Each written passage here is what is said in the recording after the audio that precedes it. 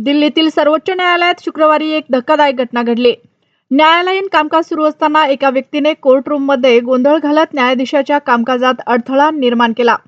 एवढेच नाही तर त्या व्यक्तीने भारताचा न्यायाधीश न्यायमूर्ती सूर्यकांत यांच्या विरोधात आक्षेपार्ह शब्दाचाही वापर केला आणि न्यायालयात कागद फेकले। ही घटना न्यायमूर्ती के.व्ही. विश्वनाथन आणि न्यायमूर्ती आलोक आर्दे यांच्या खंडपीठासमोर घडली। संबंधित व्यक्ती स्वतःला द सॉव्हरीन म्हणवत होते आणि कोणत्याही वकिलाशिवाय स्वतःच आपली बाजू मांडत होते।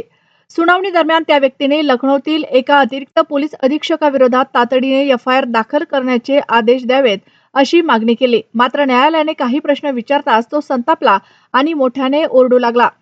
प्रत्यक्षदर्शींच्या माहितीनुसार त्या व्यक्तीने सरन्यायाधीशाविरोधातही आक्षेपार्ह भाषा वापरली आणि रागाच्या भरात कोर्टरूममध्ये कागद फेकले। त्यामुळे काही काळ न्यायालयीन कामकाजात व्यत्यय आला।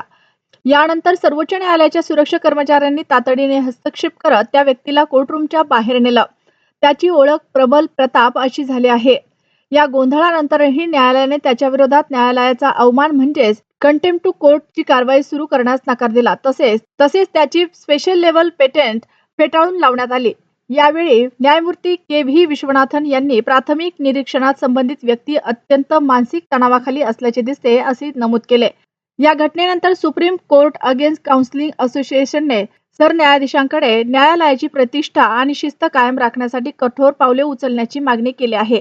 सोशल मीडियावर न्यायालयातील निवडक व्हिडिओ व्हायरल होत असल्यानं न्यायव्यवस्थेवरील जनतेचा विश्वास कमी होण्याची शक्यता असल्याचंही संघटनेनं म्हटलं आहे। सध्या या संपूर्ण प्रकरणाचा सर्व बाजूंनी तपास सुरू असून सर्वोच्च न्यायालयातील सुरक्षा व्यवस्था आणि न्यायालयीन शिस्त यावर पुन्हा एकदा चर्चा सुरू झाली आहे।